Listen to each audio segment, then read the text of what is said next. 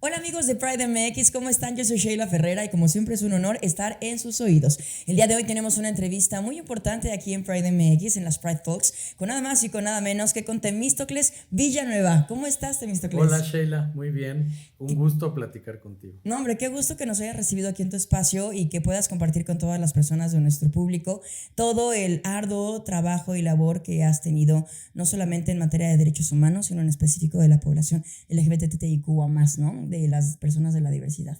Temístocles es diputado de la Ciudad de México, es aparte un gran activista de pseudoterapias de conversión de los mal llamadas terapias de conversión de los ecosig, esto es para corregir la orientación de identidad de La género, prohibición de las terapias. que ahora ya es afortunadamente una cosa que a nivel nacional no podemos disfrutar de que cada vez más personas se enteren de estas cosas terribles que suceden y que las personas piensan que ya no existen, ¿no? Que son parte del Pues es medievo. que estaba muy oculto, ¿no? Yo creo que era un secreto a voces y cuando decidimos iniciar la legislación, pues se destapó la cloaca y resulta que había muchos espacios que impartían terapias de conversión. Desde luego, y no solamente eso, sino también has trabajado mucho por la visibilización y la inclusión social de las personas con la condición del espectro autista. Sí, tengo un hermano que es Asperger y convivo en general con muchas personas con discapacidad. Fui presidente de la Comisión de Derechos Humanos y eso me permitió conocer el tema de discapacidad. Qué importante, ¿no? Que podamos tener una interseccionalidad cuando hablamos no solamente de personas de la diversidad sexual, sino también de diversidad de otro tipo de condiciones, de clases, de situaciones, desde luego personas que viven con una discapacidad, cuerpos racializados, cuerpos diversos, etcétera, etcétera, etcétera, que sepamos que todas las causas a fin de cuentas son para reconocer que todos pertenecemos a la misma familia humana. Exacto, yo creo que la interseccionalidad es una herramienta que nos ha permitido entender que de alguna u otra forma todos pertenecemos, todas, todos y Y todo todas eso. pertenecemos a un sector históricamente vulnerado, a menos que seas un hombre blanco, rico, heterosexual que no vive con discapacidad, Claro. ¿no? Pero esa es la minoría de la población, la que nunca es discriminada. La mayoría de la población vive algún tipo de discriminación. Claro, porque esa es la norma en realidad, ¿no? Y solo la punta del iceberg es la punta del privilegio. Como bien lo dices, hombre blanco privilegiado, rico, masculino, cisgénero, heterosexual, etcétera, etcétera, joven, y etcétera, etcétera, etcétera, ¿no? ¿Cuál es la importancia que tú encontraste en la sociedad de reconocer no solamente los derechos humanos, sino en específico de la población LGBT? Bueno, yo lo planteo al revés. Como un joven gay, decidí militar en la política y en la política encontré activistas de la diversidad sexual. Yo era muy, muy, muy chico, tenía 17 años y no había salido aún del closet, pero me identifiqué de inmediato con ellos, ¿no? Sobre todo me sorprendió entender que cuando uno lucha por los derechos de la colectividad, de la sociedad en general, por la democracia, pues de alguna forma también está incidiendo en agendas como la de la diversidad sexual, porque la democracia entendida de manera pura nos ha dejado fuera históricamente, ¿no? Y entonces no es democracia. El sistema político no nos ha tomado en cuenta, la conformación del Estado también nos había excluido históricamente. Y entonces, por supuesto que había que militar en la política, pero también había que entender el activismo LGBTIQ+. Yo creo que el activismo LGBTIQ+ ha pasado por muchas fases y en esas fases en distintos momentos ha sido mucho más político que en otras. Hay que recordar que la primera marcha en la que personas de la diversidad sexual y de género salen a las calles fue por el aniversario de la Revolución Cubana. No es cualquier cosa. Y después el Partido Revolucionario de los Trabajadores, un partido de origen trotskista, fue el primero en hablar de estos temas, antes de que existiera un activismo muy, muy construido, muy orgánico. Entonces sí, yo me asumo como un activista político que encontró en la diversidad sexual su principal causa. ¿Cuál es la diferencia que tú ves de cuando empezabas a hacer activismo más joven a ahora en el 2022? ¿Cuáles han sido los cambios que has notado tú dentro de la sociedad? Y la Bueno, política y leyes. pues enorme, ¿no? Yo creo que la década de los 10, ¿no? De 2010 a 2020 es la década del gran salto cuántico en el reconocimiento de nuestros derechos. Yo empecé a militar en el activismo LGBTIQ+ en 2008. Y de 2008 a 2022, pues ya tenemos reconocimiento del matrimonio igualitario 13 años en todo el después. país, ¿no? Cuando se aprobó en 2009 en la Ciudad de México y estuvo mucho tiempo congelado el tema, ¿no? Solo era la Ciudad de México y Coahuila, pero para que avanzara en el resto del país, pues tiene realmente 2 años que esto ocurrió, ¿no? También es importante decir que la población trans ahora es mucho más visible de lo que era hace 12 años. Hace 12 años muy poca gente entendía qué era la identidad de género y quiénes eran las personas trans. Bueno, si hasta ahora mucha gente dice gay a todo lo que sea diferente. Claro. ¿No? Ahora, antes más, ¿no? Inclusive las propias personas trans no entendían que eran personas trans, ¿no? Claro. Si tú le preguntas a una persona trans activista que tenga más de 40 años, te va a platicar que pues sentía que en realidad era un hombre gay, pero que le gustaba vestirse como mujer y no le quedaba claro si representaba una identidad en sí misma, pero eso sí, había claridad en que no se sentían identificadas con el género que les había sido asignado al nacer. Claro. Y no solamente eso, también hablamos ahora de infancias trans, ya no reconocer solamente las personas. Sí, bueno, me ha tocado un poco abrir ese debate en el Congreso de la Ciudad, por supuesto con el acompañamiento de todo el activismo de las familias que han sido importantísimas para visibilizar el tema. Creímos durante mucho tiempo que las personas trans pues, eran personas adultas, ¿no? Porque ya ejercían una sexualidad de manera abierta y de repente descubrimos que en realidad la identidad de género no tiene nada que ver pues con tener una vida sexual. Claro, no tiene nada, absolutamente nada. Identidad no significa coito. No, claro que no. Y solo mayor de edad puedes elegir, ¿no? O decidir o reconocer más bien cómo te identificas, porque a los cis no se les cuestiona. No. Bueno, los heterosexuales. Es más, yo te diría que generando muchos eventos, mucho diálogo, mucho debate en torno al tema, yo he descubierto que las personas trans tienen mayor claridad sobre su identidad de género que las personas gays o lesbianas sobre su orientación sexual, ¿no? La orientación sexual la tienes muy clara ya cuando estás en la preadolescencia, en la pubertad, ¿no? Por ahí.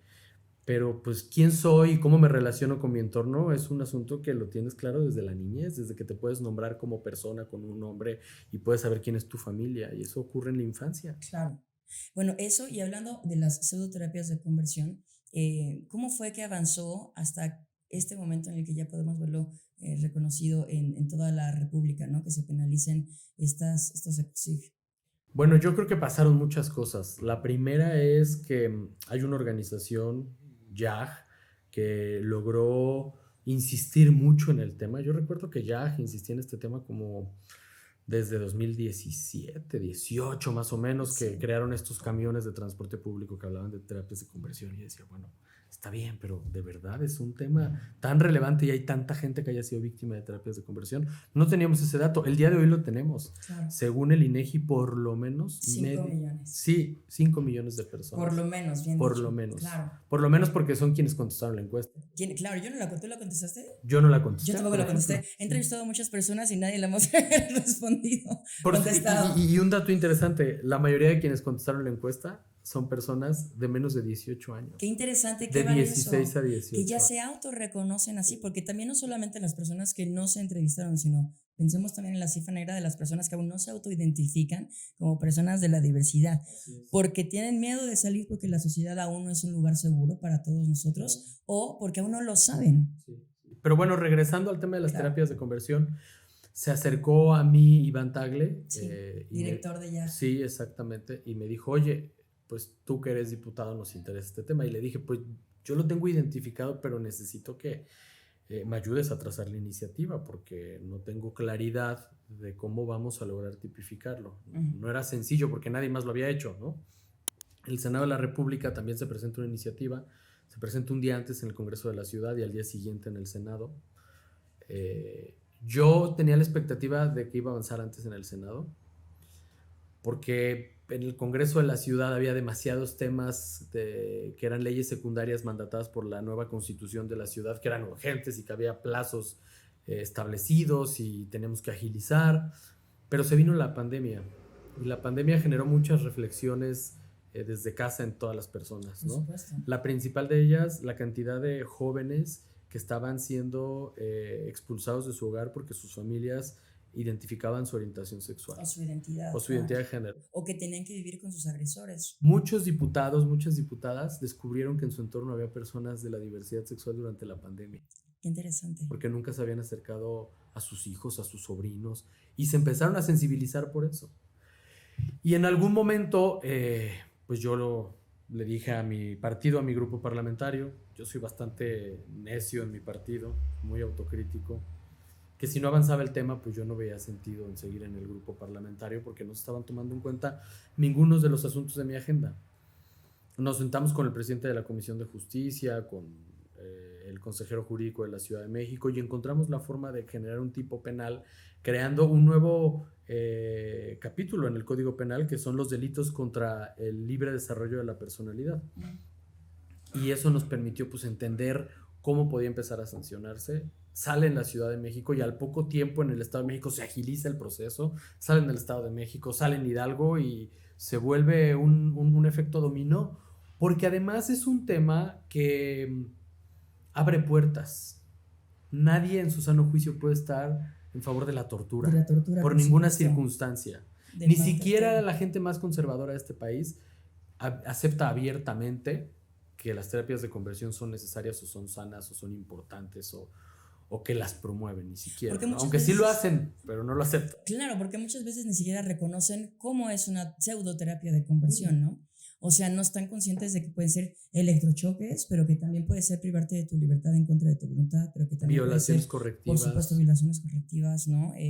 Castraciones químicas, medicarte sin tu voluntad, en contra de tu voluntad, muchísimas cosas. Sí. Coerción, sí. ¿No? Te vas de la casa si no eres, ¿no? el hombre que esperamos que seas. Entonces creo que es un tema que sensibiliza, que abre puertas para meter muchos otros temas más.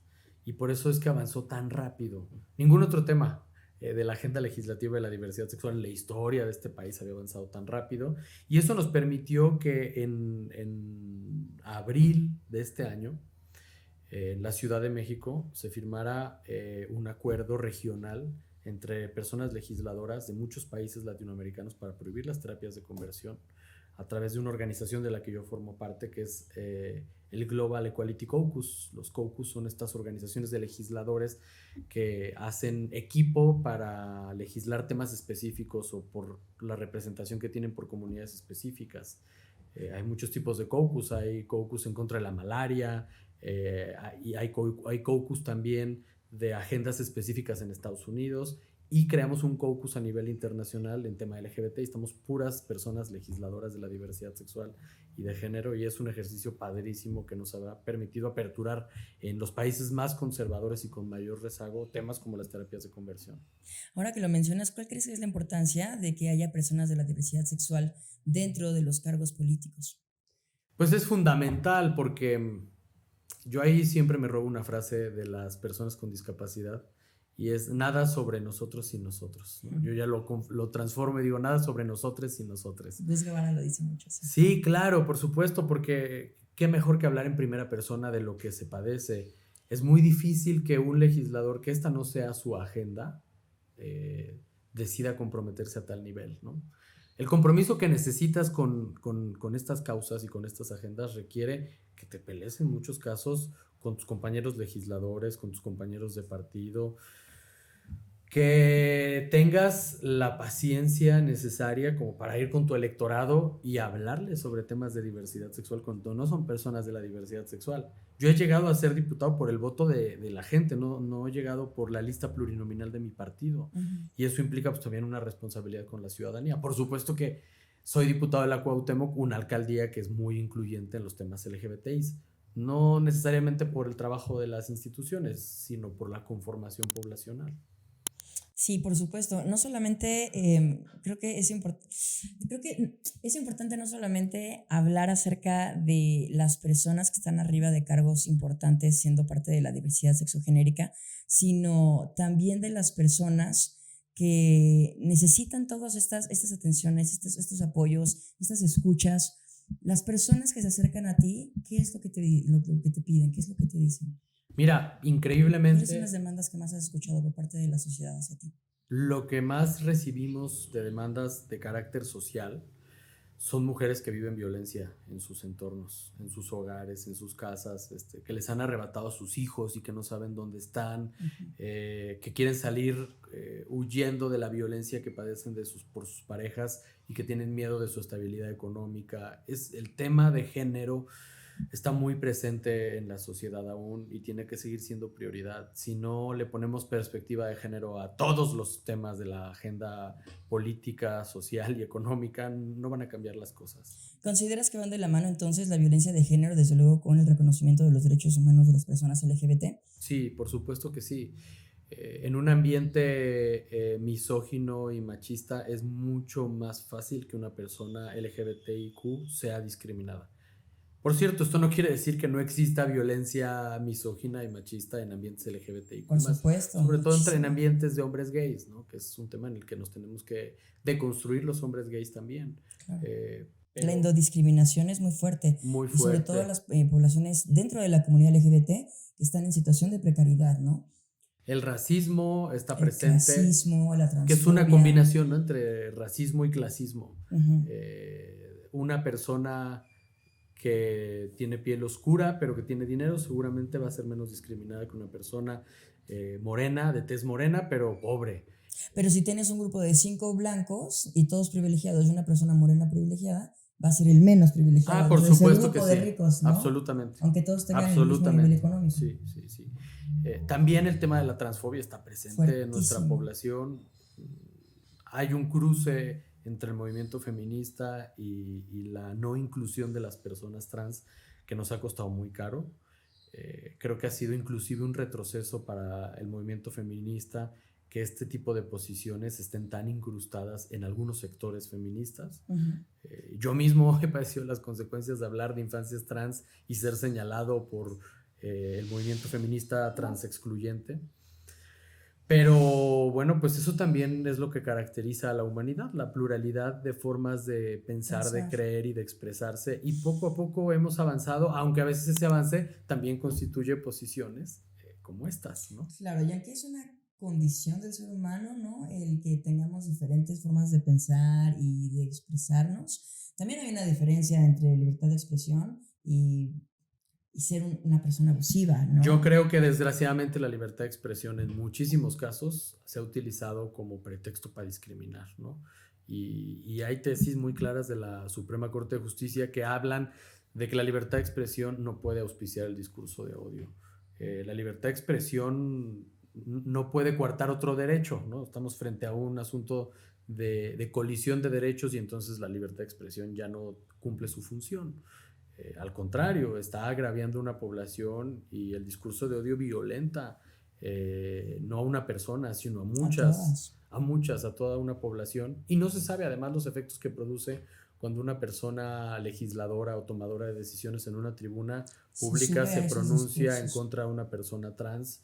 Eso tiene un efecto social, porque una persona en un barrio popular que escucha un discurso de odio, pues de alguna manera le estás dando, en un barrio popular o en un barrio rico, no importa Claro, eso, le estás dando el mensaje de que se puede, de que está bien de que hacerlo, está bien, si él ¿no? lo hace, yo lo puedo hacer, si ella lo hace, ¿por qué yo no? Claro.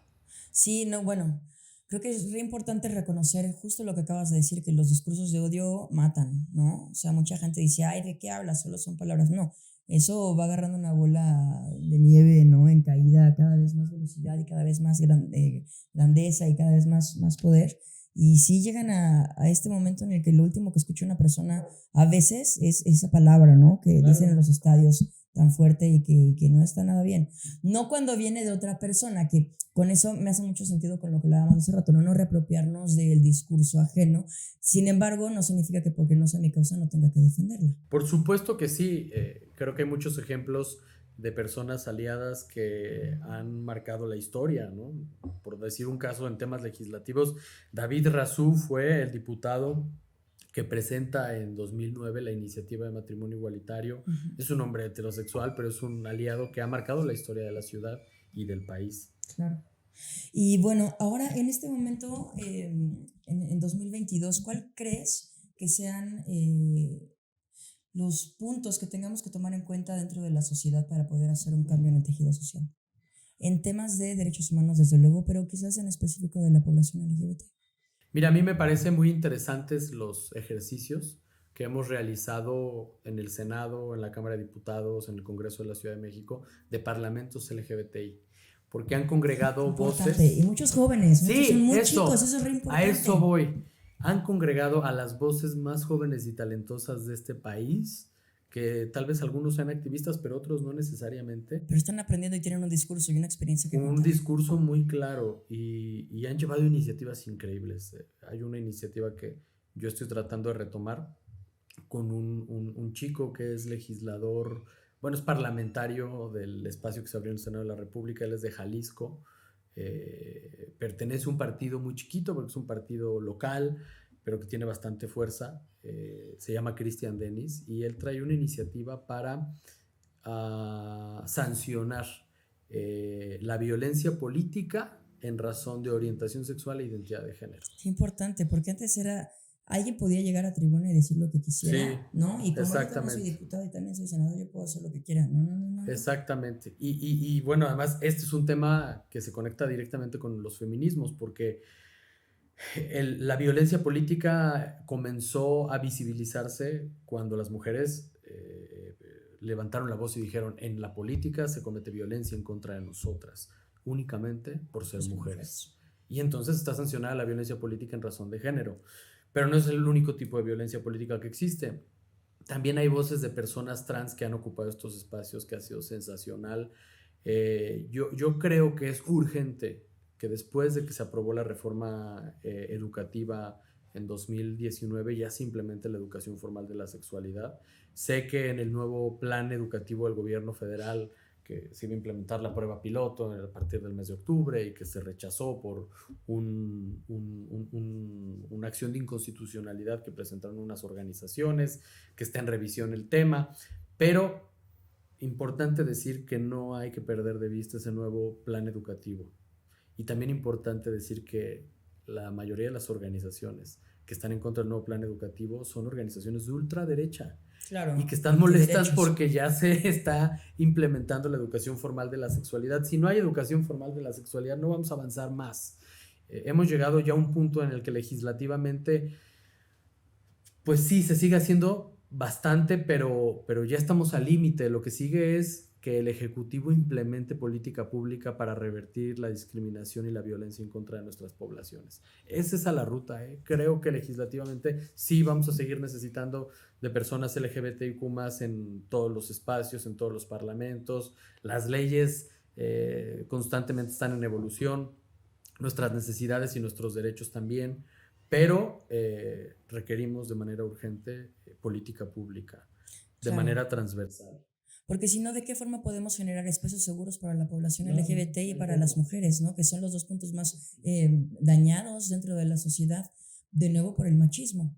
O sea, una parte legislar, desde luego, ¿no? Otra parte, desde luego, la educación sexual desde infancias, ¿no? Que de nuevo no tiene que ver con COVID y es como lo relacionan muchas veces para desprestigiar quizás, ¿no? El movimiento y estas problemáticas, pero ¿de qué otra forma podríamos generar espacios seguros si no fuera así?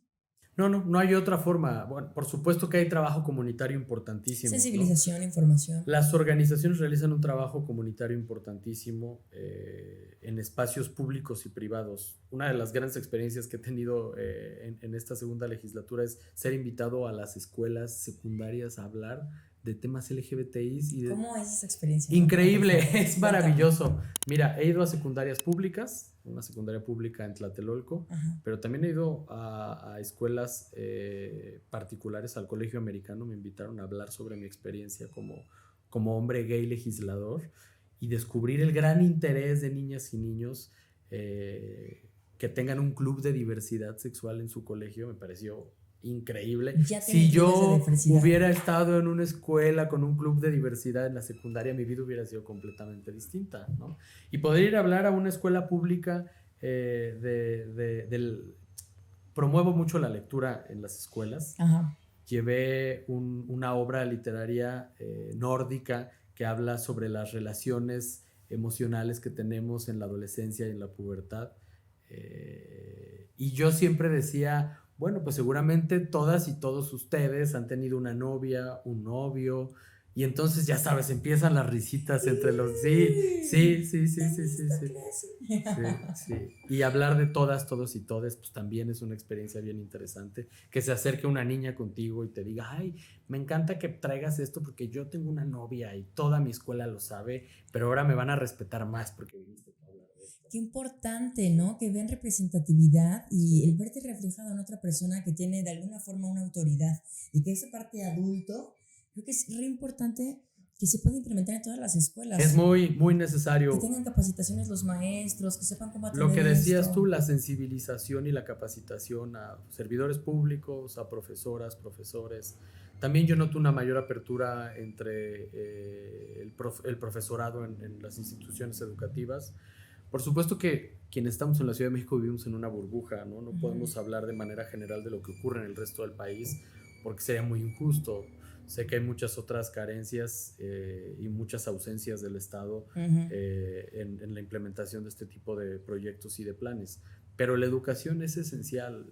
Si no le entramos ya al tema educativo, creo que vamos a quedar fuera del gran debate en torno a los derechos humanos en el mundo, ¿no? Ya, eso es lo que sigue. Qué curioso, porque entonces hablamos de proteger a las infancias de la diversidad, que existen, que existimos, que hemos existido, ¿no? Pero al mismo tiempo me pongo a pensar ahorita, ¿y qué pasa? O sea, por ejemplo, soy una maestra y soy una mujer trans y que no me permitan trabajar en la escuela por ser gay, lesbiana, transexual, no binaria. O sea, eso es algo que también todavía no se ha visto. Y hasta que no se les permita a ellos, también no podrán los niños decir, yo nunca he tenido un maestro o una maestra que sea Claro. trans. He encontrado en estas experiencias cada vez más profesoras y profesores. No recuerdo, Qué valioso. me invitaron a otro colegio que había una profesora trans Ujú, de física. ujú.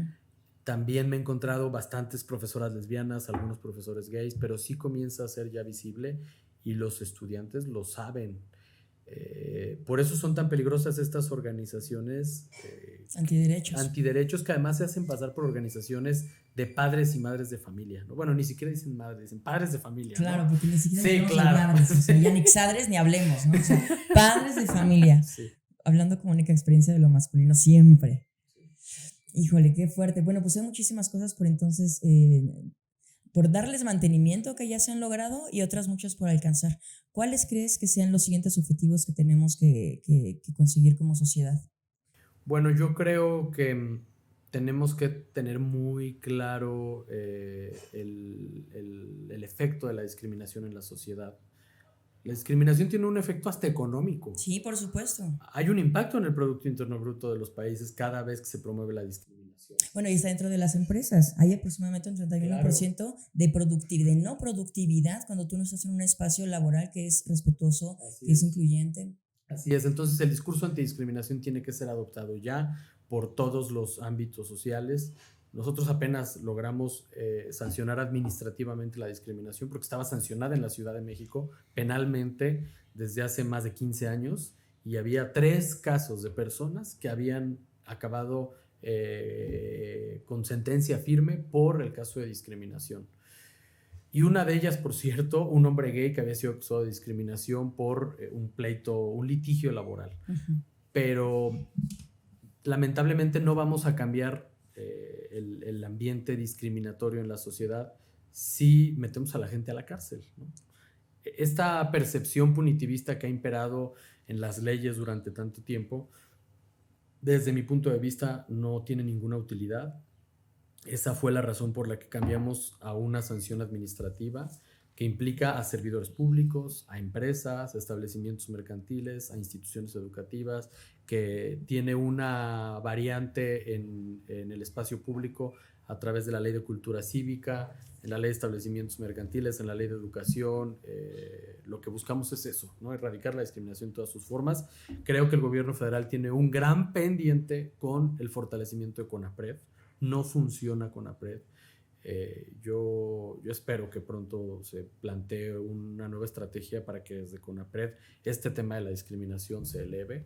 En la Ciudad de México hemos hecho mucho al respecto. Creo que los casos de discriminación son cada vez más visibles porque la gente sabe que está mal y que lo tiene que denunciar. Y cada vez hay más señalamiento también de forma social, ¿no? Y en redes sociales, eso de una u otra forma También empuja, por supuesto. Sí, también empuja. Entonces el tema de la discriminación es fundamental.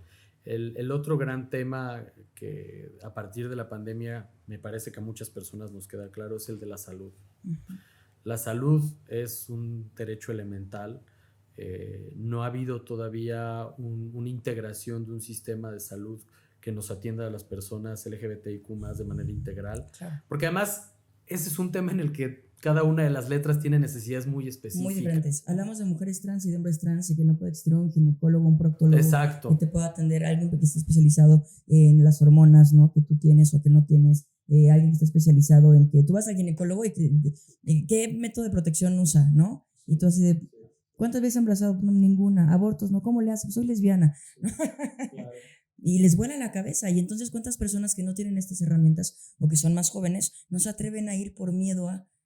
Sí, yo creo que es de esos asuntos que estamos bien lejos todavía, de encontrar una garantía, pero que tiene que ser parte ya de nuestra discusión y de nuestro debate, porque es un asunto muy integral, pero al mismo tiempo muy, muy, muy diverso y se requieren tantas disciplinas. No puedes crear una clínica LGBTIQ+, sería absurdo, ¿no? La clínica trans tiene un sentido muy específico porque hay problemáticas muy claras de la población trans, que es una de las razones por las que su esperanza de vida es tan corta. La esperanza de vida más corta de la 35 años, de población 30 a LGBTIQ+, 35. máximo 35 años. Una mujer trans de 40 años, para las cifras, es una mujer que está ya fuera del promedio, ¿no? A mí se me parte el corazón de Sí, pensar que en un es par de años impresionante. podré no estar aquí solo por ser quien soy. Claro, por supuesto. Pero lo que necesitamos son, pues, hospitales y clínicas Que estén capacitados, que estén para ello, y no creo uno capacitados para especial atender para a todas ellos. las poblaciones, ¿no? Claro. En el tema integral LGBTIQ+. Yo espero que el IMSS avance con esto. Le tengo una gran esperanza a este sistema que ha anunciado el presidente de que se logre la universalidad a través de IMSS Bienestar. Creo que es un extraordinario proyecto, le veo un buen futuro. Y el otro gran tema, pues, es el de los crímenes de odio, ¿no? Por supuesto, Ese los lo crímenes por pondría como el LGBTfobia. tercer tema más relevante, los crímenes de odio por LGBTI-fobias. El tercero más importante, y somos el segundo país después de Brasil a nivel internacional. ¡Qué horror! Sí, por supuesto. Me parece que ahí hay un tema de falta de transparencia en la información.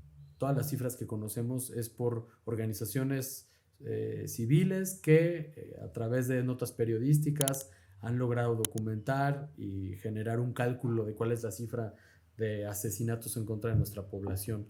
Pero tenemos un secretariado ejecutivo de seguridad pública que tendría que solicitarle a las fiscalías de los estados esa información. Hay un informe mensual, y mensual, semestral y anual de las agravantes de los delitos, entre otros el homicidio y el feminicidio. Y en esas agravantes se podría identificar cuáles delitos se cometieron en razón de orientación sexual e identidad de género. ¿Por qué necesitamos saber cifras? Pues porque de otra manera no se pueden crear políticas de prevención. Que fue lo mismo que pasó con los ecosig. La gente no sabía que existía, entonces hasta que no se dan cuenta que sí existe, y tú lo puedes comprobar con denuncias, con números, con personas, con historias de vida, si no, ¿cuál problema? Hasta que tú no visibilizas el problema y le pones números y estadísticas, no se puede atender. Exactamente. Pero por eso también tiene que haber un capital para que todo eso se pueda gestionar. Por supuesto. ¿No? A ver, te voy a decir una cosa. No sí. sabemos cuántos feminicidios se cometen en contra de mujeres lesbianas por su orientación sexual. Y es un tema bien grave. Tenemos más claridad sobre los crímenes de odio en contra de hombres gays porque generalmente no hay una explicación clara. A la hora de investigar, pues resulta que tenía una pareja y que había salido del antro ese día. Es más sencillo identificarlo, pero en el caso de los feminicidios generalmente solo se categoriza por feminicidio y se deja aparte el tema de la orientación sexual, o ya nadie cuestiona la orientación sexual, fue un feminicidio, punto, claro. ¿No? Y en el caso de los transfeminicidios, pues son mucho más visibles, ¿no? Y lamentablemente es la población que más padece. Bueno, aparentemente, ¿no? Como no tenemos cifras oficiales, aparentemente. La violencia por la guerra en contra de la delincuencia organizada también ha normalizado los crímenes de odio y a veces se pierde de vista si realmente fue un homicidio cometido en contra de una persona por un ajuste de cuentas o en realidad fue Fue por por su dolor, por orientación eso. sexual o su identidad de género. Que es multifactorial, no puede ser solamente una siempre, ¿no? A Es lo mejor es por eso, multifactorial y la pero violencia fue más grave, claro. y la violencia ha incrementado terriblemente desde 2006 cuando empezó la guerra en contra del crimen organizado. Pero sí los ataques probablemente sean mucho más violentos que una persona cis heteronormada que Por una supuesto. persona que es parte de la diversidad. Por supuesto.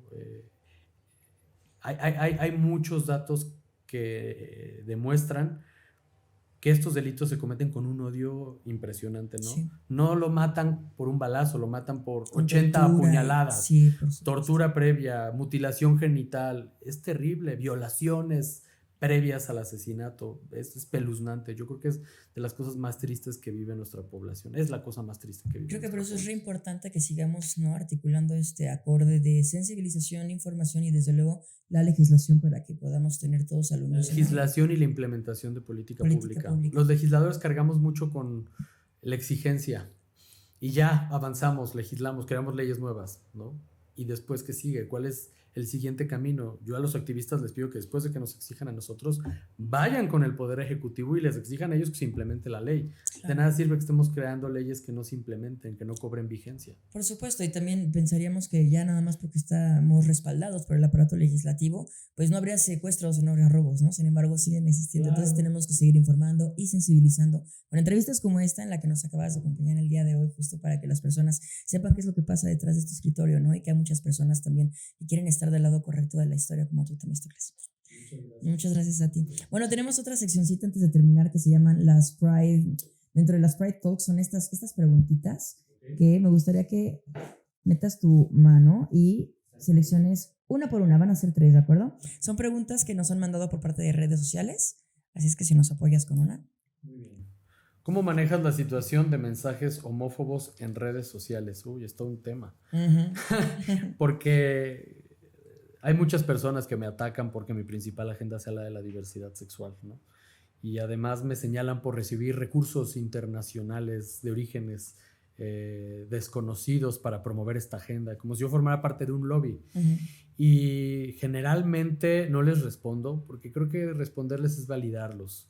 Pero cuando son ya ataques muy delicados, sí realizo un manejo específico, denunciando en primer lugar a las cuentas, pidiéndole a más gente que denuncie esas cuentas.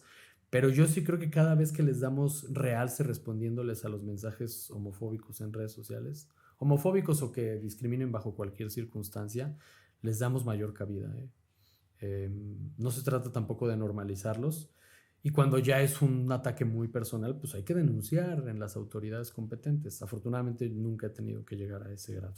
¿Como policía cibernética? Como policía cibernética, exacto, ¿no? Pero digo, hasta este momento no he recibido ningún mensaje que ponga en riesgo mi integridad o mi vida. Pero sí, bajo el anonimato, muchas personas te dicen puras estupideces. Es que a veces la gente opina porque tiene internet, la verdad, ¿no? Más allá de por otra cosa. Pero generalmente bajo el anonimato, ¿eh? Por Son supuesto. raras las cuentas que dan la cara y dicen soy fulanito, menganito. Cuando se nos vinieron debates como infancias trans, sí había gente que me interpelaba, pero que increíblemente estaban dispuestas al debate, ¿no? Y hubo intercambio de ideas. Hay una persona, una mujer que particularmente yo descubrí que vivía con una hija con discapacidad y que en las redes sociales era atacada burlándose de su hija, ¿no? Y entonces yo le dije, oye, ¿no te parece que tus señalamientos son muy semejantes a la discriminación que vive tu hija? Y poco a poco se fue sensibilizando y ahora constantemente me escribe en redes sociales de manera crítica, pero ya de manera respetuosa. Hay un diálogo más interesante. Esta pregunta no está ahí, pero me vino a la cabeza. ¿Tú consideras que hay gente mala o gente desinformada? Las dos cosas. Hay gente mala porque tiene la información y tiene intereses que van más allá del bienestar colectivo.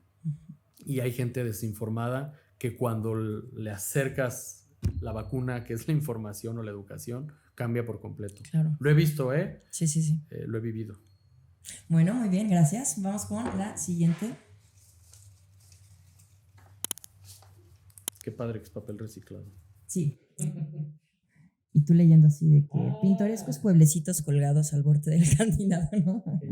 Te menciona tu top 3 de películas. Ay, no me daría para hacer top 3, pero Elige las 3. primeras que se me vienen a la mente. Me gusta mucho la película Zeta de Costa Gabras. ¿Cuál es esa? Es una película griega. Costa Gabras es un director de cine griego Ajá.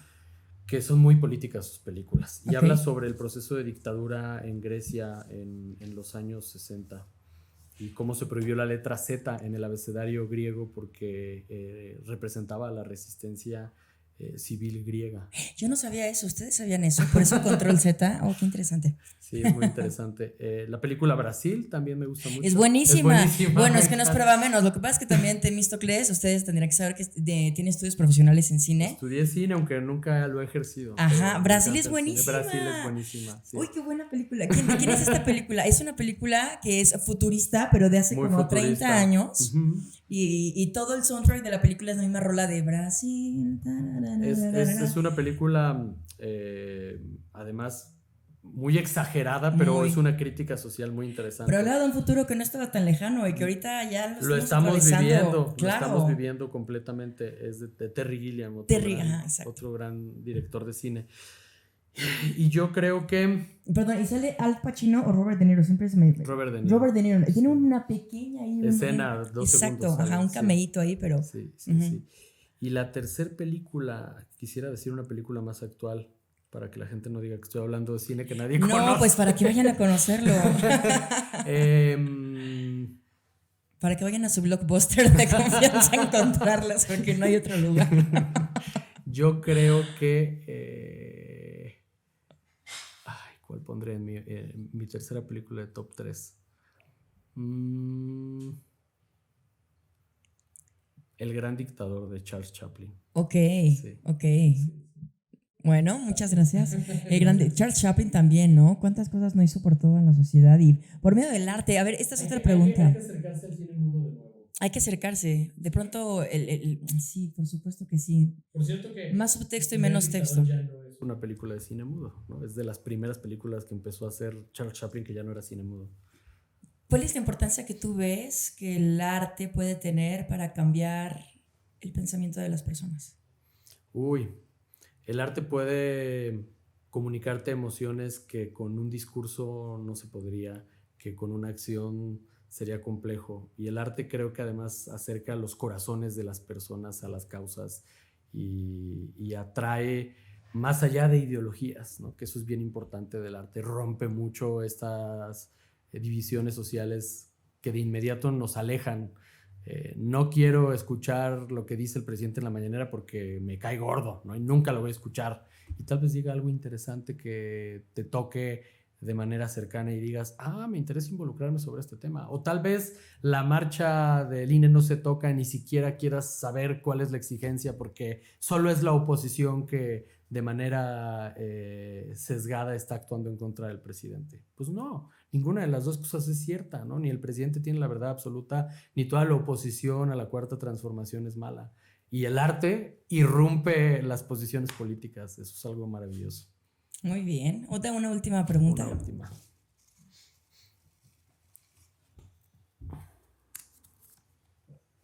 ¿Cómo fue tu infancia? ¡Wow! ¡Qué bonita Y vamos pregunta. a la segunda parte de esta entrevista. Fue una infancia maravillosa. Sí, yo fui el primer integrante de mi generación en mi familia, entonces pues fui muy consentido, ¿no? Fui tratado con mucho amor, tuve unos abuelos, tengo todavía, los abuelos todavía viven, las abuelas ya no, pero tuve abuelas y abuelos maravillosos. Mi abuela fue fundamental en mi infancia, mi abuela paterna, una mujer muy evolucionada para su época, estudió ingeniería, era empresaria, una mujer muy incluyente que en su empresa siempre incluyó personas de la diversidad sexual y gracias a eso pues yo seguramente soy quien soy. Es importante tener ese ejemplo. Sí, sí, fue una infancia además rodeada de muchos adultos, pero eso también aceleró seguramente mi nivel de discusión y de conversación con todo mi entorno. Y fue una infancia que me permitió viajar porque tenía familiares en Jalapa y en Guadalajara y todas las vacaciones me iba a verlos y yo creo que siempre a la infancia uno lo marca y una infancia feliz pues seguramente construirá una mejor persona.